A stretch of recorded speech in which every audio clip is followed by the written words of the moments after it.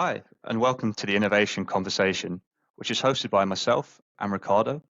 And today we're creating a captivating episode of the Innovation Conversation where we sit down with Ewan Moran, the founder and CEO of Barback, which is a pioneering platform dedicated to transforming the hospitality industry. Now we're going to go over to the most important question, which is, Ewan, would you like to introduce yourself and how and why you came up with Barback and your journey today? Yeah, of course. I'm Ewan, and I'm the one crazy enough to think that I can start a bit of revolution in hospitality. It started off when I was at university in Exeter. I thought, being autistic, I'll go work in a bar and I'll learn how to communicate and how to talk to people. As I said, I talk a bit too much now, so I'd say mission accomplished on that end. But within 3 months of my first job in a bar, I was the head bartender, the bar trainer, the bar manager. I was everything because I'm the only guy left. I felt like a North Korean general having all these titles on, but really it's just you. Meant to have a team of 16, went down to just one. Saying you're being overworked, almost every single day for weeks on end. You don't get these things called days off. That was an alien word in hospitality and still is for many people. I mean, 96% of venues are still currently facing shortages. It's a big, profound problem. It's been happening for the last half a century at least. I saw it just working for people. I was passing out and I was throwing up because I'm being overworked too much. That's not a Gen Z saying I was working too much. I mean, I genuinely was. I was collapsing on shift.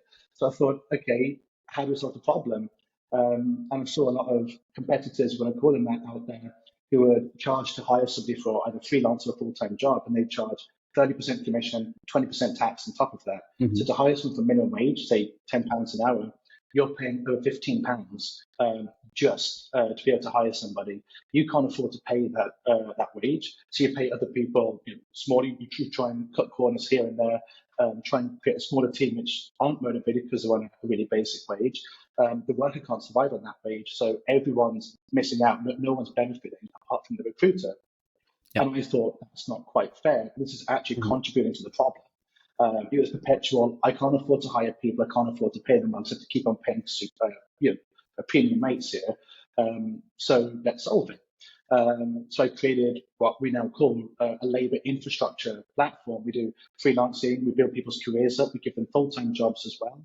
And we offer a really good benefits package that benefits both workers and ultimately venues as well in the long term. Just creating that one-stop shop for everything workers and employees need to be able to get along and not just survive, but also to thrive in an industry that's been traditionally overlooked and underserved and overworked. No, that's very cool. I think one of the key elements of this is you cut back on the middleman, but the middleman was getting the biggest profit of the whole interaction, but actually he wasn't putting in any work, right? Exactly. They weren't actually really.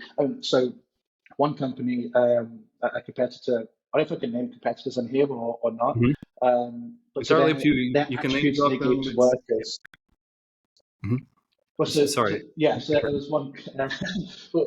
Maybe if I had a beer, I'd probably be name dropping left, right, and centre. So if we do a second podcast, maybe that would happen.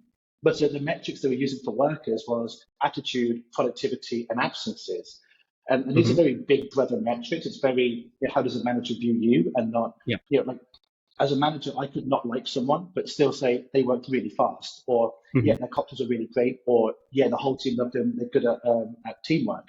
But I wouldn't like them how long it took to serve customers. So it wasn't about, do you like this person or not? It was about, okay, where did they excel? Where didn't they excel?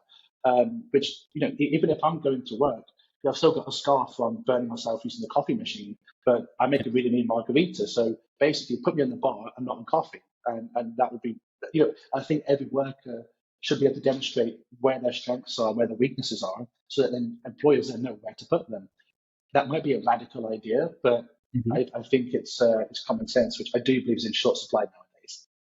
No, it is. I don't have common sense either, by the way, but... Common sense 100% is in short supply, but you actually touch on something that is interesting.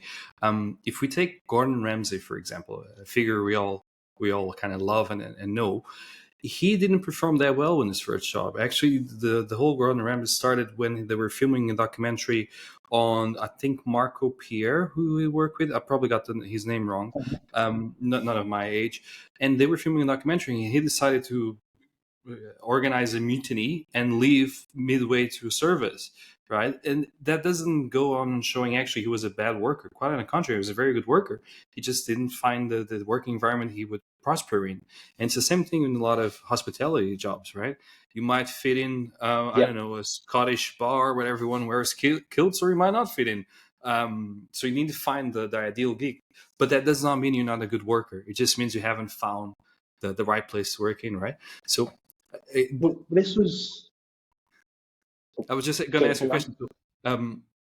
By having this type of metric and removing the recruitment out of it, or the recruiters and their fees, what sort of differences and what sort of stories can you tell us about people who completely changed their life? I'm sure you have tons of really stories. But yes, so I was known, the actual bar that I began managing properly called Peak Moon, I was kind of known at university as a Peaky Blinder bar manager, because I sort of a bit of a Birmingham accent. So I have a Peaky Blinder cap, I have my braces, my waistcoat, my trousers. I look like a Peaky Blinder. And that was the idea. I was like, okay, how can I bring some kind of personality and some shebang to this venue? It was a really new venue, really just opened like 2 months prior to me joining. And so that was the idea. So people that came up to me at university, knowing who I was, asking where can I get a job. So I was doing this manually for years. I looked them up and down. And, okay, well, you're 6'4", you play rugby. There's an Irish sports bar down the road. Let's put you in there and see how that works out. And so I was doing this manually for a while because, as you say, I wouldn't do well in a wine bar because I just. When a wine bottle says you have notes of roses and chocolate and vanilla and cinnamon and goat cheese and cement and strip of paint, I don't get those notes. With whiskey, I do. But put me in a Latin American cocktail bar where it's about making really good cocktails and a floral shirt and dancing to Latin music. That's where I really like. And so again, how about you have an app here? It shows it's not just what your skills are, but how good those skills are in certain places of work. Because some people prefer to be in a sports bar with sports fans and sports going on, pulling pints. Some prefer to be at a French wine bar where they're going through the taste of certain wines and what that feels like, how to pair it up with types of food. So that was it. It's social matchmaking, not just professional matchmaking. And that was a big point for us when we started out.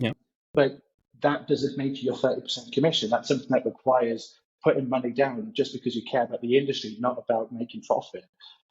So there was that kind of, okay, we're going to spend more money doing this, and in the end, it's going to benefit the industry, but we're not going to maximize profit to the extent other people do. Yeah, I think that's the key element. For example, I'm not a big sports person. I know Harry is a great footballer. I'm horrible at it. So if you put me in a sports bar talking about football, I'm gonna have the most miserable face as if my team is losing every single day, right? I do like the whole bar environment, but not in a sports bar. But maybe if you put me like in a foodie place, I'll love it. Oh yeah, exotic food. Yeah, we put this, fancy schmancy ingredient from somewhere, so I'm gonna love it. But again, it doesn't mean I'll be a bad worker. It just means it's not a good fit, right? And I agree with you 100%. I think Harry agrees as well, right? Yeah. You need to reward people definitely. for where their passions lie. Yeah. I think, Ewan, are we quite interested to find out about your early days? What kind of brought you into this? Because from previous conversations, there was quite an interesting backstory to yourself about, was it building nuclear power stations at a very young age? It'd be quite interesting to elaborate on that. And I can see the smile on your face. Yeah, well, I mean, this weekend that I was just at, it was all about, so the BC for 15, 17, and it was sort of like getting young people who are kind of like super nerdy and super innovative and getting them all together. And I was saying to Harry, there was somebody who was like 16 years old building like a bio recording app to measure athletes' like burnout stress levels. He was 16 doing this. It was full of people like that. But yes, for me, I'm 24 now, but 10 years ago I began working on Project Nevada, which was named aptly after the Nevada test sites where the nuclear bombs were tried. We might get to Area 50 and then Area 52 onwards. Yes. And then Area 51 apparently doesn't actually exist, but yeah, moving on. So I was building, the idea was to design a nuclear reactor that was portable. You could basically democratize energy because nuclear fission is really cheap, it's really reliable, it's really eco-friendly, despite what some people say. It actually is eco-friendly too, as long as it doesn't go kaboom. If it does go kaboom, then you've got a problem. But just look after it, and it'll look after you. And so you can put these reactors in like industrial estates, military complexes, any high security area like the government buildings, like the White House, for example. You could put them here, and you use it for spaceflight as well. Currently, to get to Mars, it would take us about 3 to 9 months. But with these nuclear reactors, you get them in 2 weeks. So massively shortening interstellar travel. But then you have to put a shipyard, and you have to be able to attach this stuff, and that's a whole other ballpark. This is But it was a stepping stone to get there. Okay, but we're not, So we're not I was doing that. sorry, Karina, we're not mixing Barback with anything nuclear at this stage, at least. Nuclear drinks, I hear they're a big thing in the future. But I think it's a very interesting story going from nuclear power stations to Barback, but also even your story about how you actually raised your first bit of investment for Barback. I thought that was incredible, and I would presume a lot of our audience would be really interested to see how you actually raised your first bit of cash or finance. Actually, yeah. I mean, imagine a lot of entrepreneurs, listening to this. So it could be actually a really good piece of advice, maybe. I don't know. But so 2 of my first investments were on a train. I just got on a train and then started talking to somebody next to me. Then the first one was getting the night Riviera, which goes from London down towards like Cornwall. And to get to Exeter it took 4 hours. It was leaves at midnight, 3 a.m. in the morning. We're by Bristol, and the train stopped for like an hour. And this guy turns around to me and goes, "Are we not moving?" And I was like, "Are you Scottish?" And he was like, "Aye." I went, "There's a bar on this train. Should we use it?" Because the train has a bar on it, right? It's the night train, so it's got like a whole bar. Like the 2 Scotsmen has to do what 2 Scotsmen should do, and there's a bar on the train. The appropriate thing to do is to go to the bar and drink it dry. And we did. There's also all these questions about what I'm doing, and I'm an entrepreneur. My head was going a little bit big with the questions he was asking. And then I asked him what he does, and he was like, "I'm a global director over Aldi." I used to eat the words I just said. And so we had a quick call afterwards. Literally, there were only some little gin bottles left on the train. There was nothing else left. So, to follow this advice, you have to have a high tolerance to alcohol. But then he ended up putting the first check in, the first 4,000. First one we never raised, and that helped us get like a prototype out there. The second one, again, was on a train. I was in a conversation. This guy thought I was talking to him, so I sat down and I said, "Oh, you thought I was talking to you, didn't you?" We started talking. Again, I had a 4-pack in my bag, so there's a theme here. And offered him a can, and we just started talking, met up for a couple of drinks, a spot to eat, and then he put in 40,000. Wow! And so 2 of my 3 first investments. I've had 5 investments now, got a few more on the way. Actually, a guy texted me before the podcast. I've not opened it just because it's like what do you call it? Schrodinger's investment, right? Until I open that text, I've either gotten it or not gotten it. So I'm not gonna open it for the interview. Yeah, 2 out of 5 as of now were from people on the train, and I think it comes down to the drinking element aside is give everyone 5 minutes of your time, because you have no idea who you're talking to. You have no idea who's around you. Give everyone 5 minutes, and you never know. It's a good approach.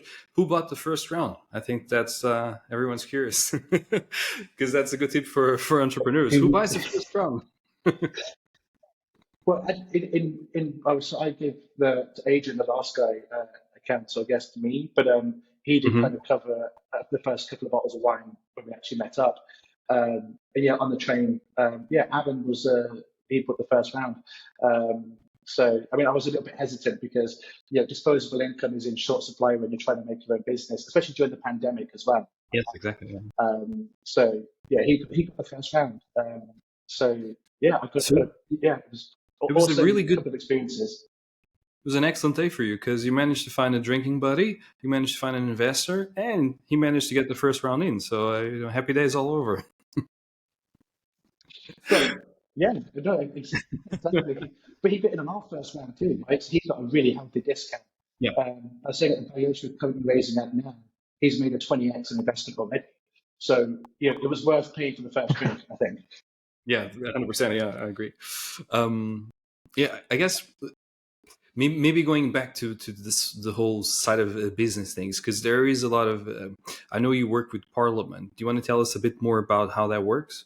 Not as an MP, I'm assuming. I could be wrong. No, I mean, give it a few years, and we'll see what happens. Mhm. But You never not know. Yeah. yet. Yeah, so I mean, I had this notion that okay, what we're building touches on HR law, touches on GDPR law as well. Yeah. We're using blockchain technology, so there's blockchain law as well. You're paying salaries, it's fintech law too. So with all the big button issues in government, I'm just tackling them all. So I thought we should probably reach out to some peers and reach out to some MPs and Hmm. ask what should we do? How do we do this? Then I'm part of a couple of of groups there as well. So yeah, I mean, it's a lot of people I think try to solve the regulation issues after they've built something, but the issue Hmm. is you then built something. So if something's going to go through, legislative branch, that could then impact your business. But if you're there at the beginning, you get to at least know what's going to happen. In the future, you can actually prepare yourself for that and Hmm. address those concerns through the proper channels, I think. So yeah, essentially that's that component. Cool. I guess we have here a question which I could be quite interesting, is about social responsibility and how Barback does Mhm. that. Um, could, is there anyone who came back to you and actually said, "Look, this completely changed the way I go about making money and the way I go about this industry. It's been night and day. Before I hated it, after I absolutely love it, and I found my true passion in the industry, my true calling in life." Do you have any of those stories to tell us? Yeah, I mean, servers onboarding for our beta that we currently have in motion at the moment. Hmm. We go to onboard some independents. Market research includes having to purchase either a drink or some food. So, it's not all, you're not just running around like a headless chicken. You do get 5 minutes alone with like a manager, for example. And it's a nice benefit to have in your industry. You have either over a pint, it's over a meal. Um, and with independence, I tell them what I do. And I'd one day say, oh, he's going to sell you something. And the manager came along. So, look, we do Hmm. staffing, but we don't charge commission. And that's the pretty cool thing about us. Yeah. And so then the eyes kind of go wild. Go, okay, so you're not trying to sell me really expensive stuff. The Hmm. moment you say that, the Opens up kind of the door. sales pitch turned on its head. Um, yeah, because when you first say, "Oh, I do recruiting," they think you're going to fleece them. And this is a huge problem, which is why a lot of previous startups who do commission for a freelancing don't actually work out. It's because the employers know you're fleecing them. They know that they're handing money over fist for Mm. this, and sometimes they can't help it. So when someone comes along saying, "Hey, I don't do that," and also we give you some pretty cool benefits in return. Yeah. And the really cool thing what we do is the fact that other companies can't match our pricing Hmm. because if you're charging that much commission, you have recruiters working for your business. Now those Yeah. recruiters get a slice of the pie when recruitment gets done. Yes, of course. So to match our prices, that means that your recruiters aren't going to get any of that really healthy bonus that keeps them interested, that keeps them employed at your business. Hmm. So we've kind of got a bit little moat there. So we've got to price match us. So you have to get some employees because they're not going to hang around to get no commission. Of course, yeah. I think that's a valuable insight and tip for anyone starting in business, which is don't try to make it just for yourself. Try and add value to someone else's life. That should be Definitely. your goal, isn't it? How can I add value? How can I solve someone else's problem? And then you're gonna get your share, because that's gonna happen. If you get business by solving someone else's problems, that's it. Happy days. I think the problem you touched on, which is recruiters are just in for the sake of, yeah, I'm going to place someone and that's it. And the story, actually, no, because placing someone and the cost of hiring someone and then the cost of firing someone, of training and of a mismatch, it's actually really, really high. And most of these small businesses, Yeah, especially in hospitality, because it's a very high turnover industry, that's not what you want. You don't want to have staff revolving through the door every day. You need to train them up. You're going to have drops in productivity. You're going to have a longer queue waiting for a beer, coffee, your food, whatever it might be, right? So you make sure it's well aligned and everything works seamlessly. Well, this is where our career building element came in as well. It was okay, so what extra value beyond pay can we give to our workers? And the idea was, okay, most workers are at university or they love hospitality and want to go from being a bartender to being a bar manager. And I said to quite a few people in the industry, I said, look, if I was using the platform, I'd be building my career up to the point I could be a bar manager over in Hawaii. Because at that point, sure, you're working in the bar, but you're in Hawaii. So are you really working? And with our platform, you can really work hard and build your career and demonstrate yourself to be worthy of that job. It's about career progression, and then we say, and if then all your shifts are being ledgered, for example, or your places are being ledgered, how hungover are workers going to get themselves when they know that this is going to go towards their career, towards their CV? How rude are they going to be? Because there are some bad eggs in hospitality, there are bad eggs everywhere. How do we show them that if you work hard, you're going to get a lot of value down the line? And so it's about providing literally lifetime value. Like people always ask in the VC world or the investment, what's the lifetime value of the customer and how much money you're going to get from them? Part of my response is, but the lifetime value we're giving them is they can use this to get any career they want once they've demonstrated who they are as a worker. And again, it comes to that social responsibility angle of, okay, I'm not just doing this for my money. What value and what help can I give to employers and employees alike, no matter what their walk of life? And that was a really central question to planning everything what we did. It's definitely a very big that makes good sense. I was going to quickly mention on that one, how, I guess going on to a certain area, which is yourself being quite young, 24, you mentioned earlier about having autism as well. How do you find these, I guess, they're not stigmatisms. Nowadays, we're here to promote and really alleviate these into the world of EDI. How are you finding that's really helping you in today's world, being a young entrepreneur, someone who's in the EDI brackets? Are you finding it's more open for you, or is it still a very, very tricky world? Because you come across as a lot more mature. I wouldn't have taken you for 24, maybe my age or Ricardo's, but it's the years of wisdoms you have. I know.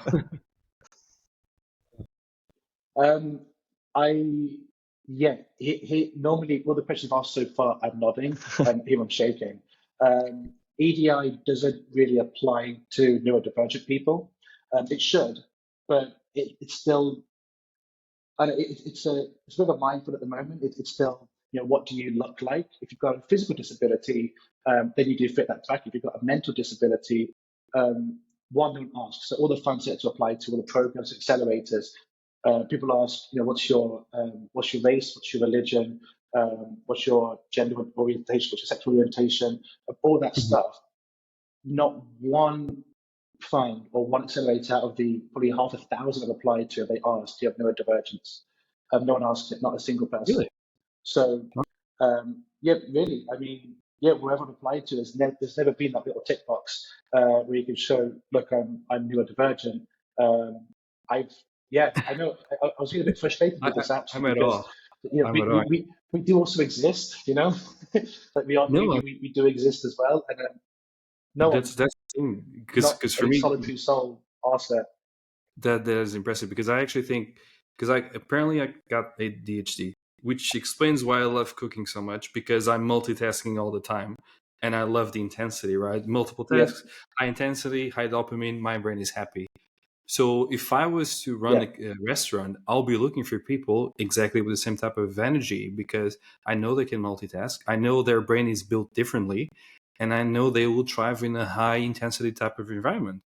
But if you're looking for something on the other side of the spectrum, maybe someone who needs a more focused approach, something like that, maybe I would go for someone who's the exact opposite. They need concentration, they need focus. They'll be excellent pastry chefs, for example, right? Those really beautiful cakes, tons of layers, things like that. So why would you not try to fit into those skills? Because I think it's a skill. It's a superpower. I've also been going through my diagnosis for ADHD, and ADHD is one of those, I love it and hate it at the same time. It's just, Yeah, it's really chaotic when you are in the domain of chaos and you are cooking. You've got 20 things Mhm. at once. Like you just go into like Superman mode. Mhm. So yeah, I totally understand where you're coming from there. And I think that's what's great about entrepreneurship. If you have ADHD, is that you're doing multiple things at once. You're replying to multiple emails, with multiple calls, multiple Yeah. meetings, sort of work on multiple signs and stuff. And it's like cooking. You're cooking a business. The cook time takes a while, but hopefully you've got a really tasty dish once you're finished with it, and everyone loves it. And I think that's a pretty cool metaphor that we could use. But like I say, I've never seen an application where it says that at all. Being young though does help. And it either does or it doesn't. So sometimes you get passed on, you're a young student, you haven't done your 5 years at Deloitte or PwC or EY, you Mhm. haven't done your 2 grad scheme at JP Morgan, so what do you know? And you have to prove that you do know something, but then the door's open. Sometimes when you're young, actually, so this fun, including 17, which I've got the book here, the awesome book that is written, it's about investing in like young people at that Mhm. young age, really taking them with them, creating the invisible college, he calls it. Mhm. And so you've got people there who, if you are young, go, okay, you're nuts, but you're nuts enough to make something work. Yeah. Now just show us that. And some people are like that. They like the underdog. They like the young person who's got that little bit of naivety, but also has that kind of passion and they have the knowledge. Yeah. So Yeah. the young one, it goes both ways. But the neurodiverse one, I'm still yet to find people who even ask that or even consider it to be a thing. Hmm. I got a follow-up question that's related, but at the same time not related, which is to do with the shortages in the industry, right? So for all our Yeah. international listeners, just to kind of put things in perspective, the UK went through a process called Brexit. We're not going to get political on this at all, but it did mean that a lot of because we all have our own opinions, obviously. But it did mean that a lot of the young workers coming in from the European Union are no longer allowed to come into the country. And also, a lot of the hospitality jobs are not particularly well paid, which means that the UK can no longer hire people from abroad to work these type of jobs because they pay under the threshold for immigration. So, how are you finding the industry staff shortages? What type of ways are you fighting back against it? What's happening? Tell us your insight on this because you have super insightful insight. Let's call it that way. Yeah, well, we constantly do our research, and every quarter we do, I think, the quarter report of the industry, the state of the industry, Hmm. like a little part of the State of the Union the US do. Yeah. I would contend that, yeah, Brexit did kind of screw over hospitality, that is, but this labour crisis is actually affecting Western Europe and North America Hmm. just as much. There's a big problem here in the US when it comes to people who are unemployed. They're classed, if they're not looking for work, they're classed as retired. Okay. No, you're not retired, you're just not working for work. Same Yeah. with the UK. If you fail to find work within a few months, Hmm. you're classed as not looking for work, so you're not unemployed. Um, so if you add those people into the unemployed statistics, Hmm. those statistics kind of double, Oh, which wow. is really scary because no one really knows about this. So it's the Yeah. question of why are people not returning to work? Now, a large part of that was furlough, especially up until round about now. People Hmm. still have, they're having a £1,500 a month furlough. You got that for 36 months. You want a nice bit of cash, especially if you live with your parents, for example, which a lot of them are bartenders. So it's like, okay, well, that cash will dry up. So we're going to get returned to the workforce soon. There's a lot of remote work available now as well, which I think is a big contributor as well. Your problem also is true. That's like half of the problem, and I'm just saying the other half of the problem that we have, which together Yeah. creates a very morbid outlook for hospitality. But so a large part of that we solve through what are our career building and two, our benefits package. I mean, what young kid doesn't want discounts on alcohol brands, for example, or on certain types of food or whatever. So how can we entice people to come back into the industry? Hmm. And so it's basically just being really competitive with other jobs. We can't pay £25 an hour, local venues, but can we give you £25 an hour in value elsewhere? Yes, we can if you know where to look. Not going to disclose where to look because that's a little trade secret. But that was how do you make working here so valuable that people will take that plunge and come back into the workforce? And that's a big question that we worked on for about October, November on how to solve. Have you managed So to it's a solve big it? problem. But I'd say we're getting there.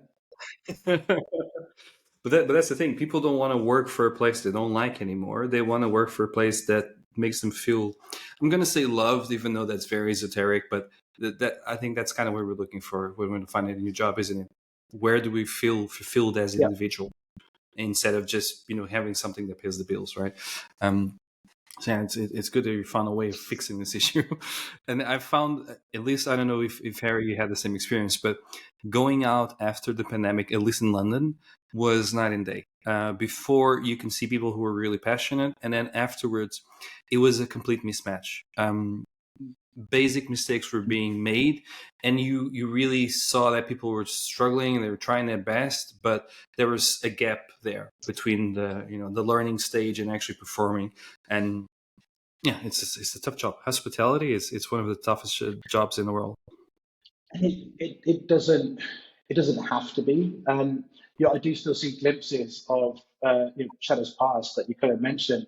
There's a company called the Craft Beer Company, small chain, family run, and on the tin, craft beer, that's what they do. And everyone who works there, they love craft beer, which is a really good fit. It's kind of going back to that social matchmaking again of, okay, no one's going to return to work for something they don't want to work at. In terms of change for employers. And the question is, okay, we're going to get you staff that you really like, and staff really like you, but you've got to treat them right this time because they've all got PTSD from working, so many hours in a really underpaid job in a really bad area, something they don't like. So how do we solve that problem? And that's, again, something that was at our core was there's going to be a new social contract is going to be made between employees and employees hospitality. That's how we're going to solve this problem. We can't keep on using what we're doing for the last 50 years and hope it's going to work now. People had 2 years to think about this. And people are like, okay, yeah, I'm not doing that again.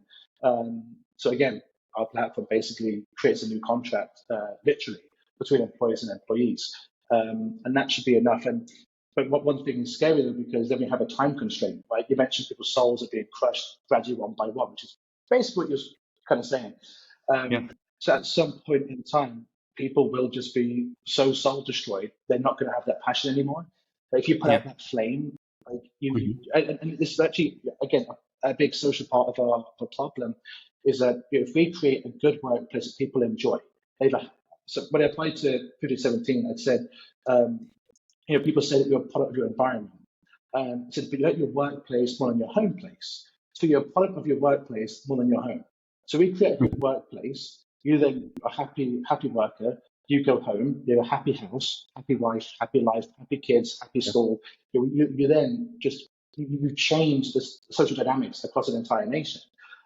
That's the naivety in me. So we can actually change like the psychology of people on a national scale for the better, just by giving people a better workplace. You're not bringing your emotional baggage home anymore. I'm just saying. We'll touch on a quick point. It's a good definitely. I wanted to kind of pick up on what Ricardo mentioned there, a key term, which was learnings. And where do you see the hospitality going in the next 5-10 years? How do you see your platform kind of helping or pushing people forward towards these problems you're trying to solve? Where's kind of the end goal for you? I mean, look, we really are. I know everyone mentions you're in a fork of the road kind of moment. But we really are. People can't hold out much longer. So something has to be done. And so the two scenarios are going to happen here. One, we're going to go into a bit of like a hospitality winter, as it is, where we've got a lot more venues closing down because they're just not getting the revenue in and they can't get the right staff. So you're going to see a lot of venues going back to offering more basic menus and more basic drinks menus.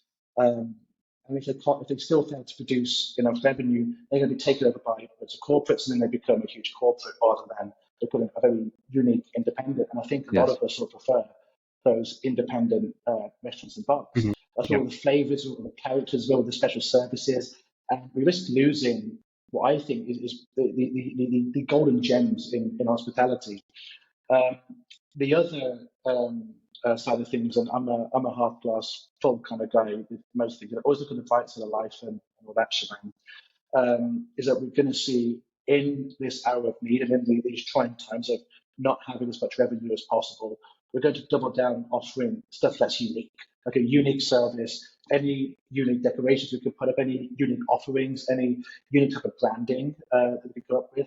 We're going to be doubling down on trying to stand out from everybody else. And that's going to create a resurgence. Actually, I used to talk about how the hospitality industry in Germany, back in the Weimar Republic, which is in the 1920s before the Wall Street crash, hospitality had a huge cultural resurgence or renaissance in Weimar Germany. You have 40-year-old men in white tuxedos pouring martinis, but that was, you don't see that anymore, do you? Really? I mean, apart from a few bars in London, that was really common. You had a huge renaissance, and I think we could potentially have that again. And that's something I want to deliver on a global scale in hospitality, not just in the UK but globally. And we had it once before, 100 years ago, and literally 100 years to date is when the Wall Street crash happened at a few years. So I think a century later we can bring that back. And if that happens, I think you're going to see resurgence in hospitality and resurgence of people having that great, wonderful experience that you mentioned pre-COVID. Definitely. And then as we come to the end of the podcast, we'd be very interested in, especially our audiences, would be interested in hearing about some of your, what would you give to them about starting a venture young, your entrepreneurial journey? What are some of the challenges that you faced and successes, and what kind of insights can you give to our audience in regards to doing what you've done, taking the leap, going, you mentioned, I think you dropped out of uni at one stage and now you're pursuing this full time as well. What advice would you give them? Yes, sir. So I'm going to shorten, almost 3 years worth of advice into a couple of minutes. That's going to be a challenge. There we go, a challenge. Episode by itself. Yeah. I mean, look, when I saw people at university who were trying something new, I again get asked questions because I'd incorporated, I was doing. Yeah, I was crazy enough to take the leap and incorporate the business and go, okay, I'm now a director of basically a shell corporation, but I'm still a director of a company. I'd say, in short, if I could do it in 2 words, I would just say be prolific. Everything you do, be prolific. When we got to investors I wouldn't stop talking to anybody about what we're doing. I would talk to absolutely anyone in the months. Be prolific. Try and set up to as many accelerators as you can. Try and set up to as many events as you can. I mean, we've got something called Eventbrite, and most of these events are free. And actually, in the entrepreneurial world, everything's like a trade secret.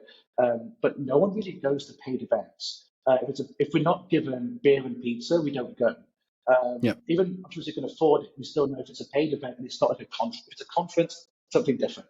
But we can normally find sort of like a promo code anyway. But if it's a free event, you're going to meet people there. If it's a paid for event and it's not a conference, we always do. Where's the value? Unless there's a huge speaker, we don't really pay for this event. So just go on Eventbrite, type entrepreneurship or funding or investment or startup, and you'll find 24 events that are in that city that day, and attend. Even if you're in Exeter or Birmingham or Manchester, you still have this stuff. And just be prolific with funding events, funding accelerators, any webinars that you could find. You got to start somewhere, and it's a numbers game. It's literally a numbers game. Because if you apply to as many places as you can, such as many events as you can, just attend. And each time you attend an event, you'll learn something new. You learn something new every day, and then you'll get better and better and better. And after a year, you have to give it a go for like a year and a half potentially. But you will. We always say when you entrepreneurship, a lot of people say when you fail your first startup, you've now got an MBA in entrepreneurship. What to do and what not to do for the next time, right? I'd say after doing this for like a year and a half, you get your master's degree in entrepreneurship. You can't learn this in a lecture until you have panic attacks and until your heart rate increases when you're having meetings, until you start sweating at events, until you experience like that. You can't learn that in a lecture hall. So just be prolific. It's the whole story. You cannot learn how to surf by reading a book. It doesn't work that way. Yeah, You have to no, go out and exactly. catch a wave. Yeah, you have to go and experience it, right? And Yeah. that's kind of partly our kind of things. Okay, we've got people who've done stuff. They'd be way better to employ the two just done a degree. Mhm. When it comes to social impact, again, I'm finishing this. Because we ledger people's careers. If they then apply to a job saying, "Hey, I got a 2-2 in my degree. I didn't get a 2 first or with honours, but look at what I've done for the last 3 years in work." You Yeah. can see I'm tried and tested. I've spoken to customers every single day of my life for the last, God knows how long. I've got these reviews from employees, colleagues. I've gotten all this stuff, as well as my degree, as opposed to applying and saying, "Hey, Daddy paid for my education and for my accommodation, so here's my degree. I've got a 2-1 because I have nothing else to do." And so we live in a playing field for people who are fortunate enough to have to work. People who aren't fortunate enough, they have to do work to be able to make ends meet. We got Mhm. the back, Jack. And so that's Yeah. really on the social impact front as well. But to be honest, I would always hire someone who has done more in their everyday life than someone who just committed to studying, because their skill set is going to be just limited Yeah. to academic skills, especially fresh out of uni. Where if you have someone who said, "Look, I went to uni, I got a 2-2," just for international listeners, 2-2 is not the highest graduation achievement you can get or level you can get, but it's good. 2-1 is the highest, right? If I'm not mistaken. 2-1 with Uh, honors is the highest. The one with honors is the highest one. So if you get average, people are like, well, you only got average. Are you not academically capable? But then if you look at, actually, I was working all the time. I was supporting myself. That's a lot of value right there. That shows a lot of character. Yeah. And a lot of companies actually need character. They don't need tons of academic achievement. They need someone with character, with passion, who's going to It's, deliver. I'd say, especially as we're transitioning as a society from what do you know to what can you know. The Yeah. domain of information now is becoming so large. You can't possibly learn everything about one field. Hmm. But it's like, okay, if you need to learn about this, can you do it? Yeah. I think, especially in hospitality, when you are on your feet, you are constantly able to think and address. If Hmm. you do then your degree as well, you probably would be able to go, okay, I know how to do this. And again, just providing the infrastructure for this to happen. As you said, I mean, as with a validation there, that's how you would work as well. I mean, yeah, I think it's you want to see someone's experience, always and test it. Hmm. When it goes to a product, you look for reviews, right? You want to see how this product is at people's hands. Why Yeah. not with people? Sure, you want to see how people review other people and how they found them too. So, again, common sense. I don't have, but I know how this should work. So, yeah.